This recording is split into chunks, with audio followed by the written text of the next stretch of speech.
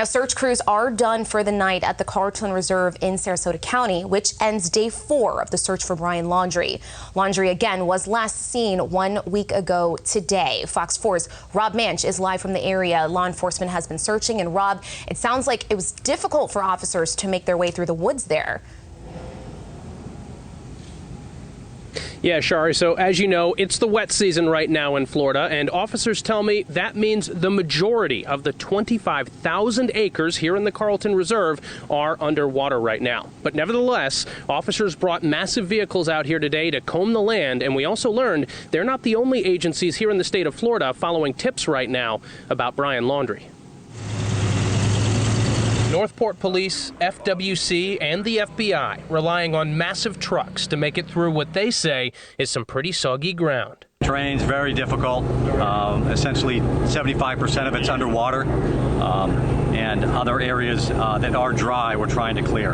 Commander Joe Fussell with Northport Police says they have to stay in communication with the teams in the field in case they run into obstacles. If they encounter flooded areas or terrain that they can't access with these wheeled vehicles, we'll deploy our drones directly out into the wooded areas. But as officers combed the woods in Sarasota County, we learned they weren't alone. Up in Okaloosa County, deputies searched the area where this photo was taken.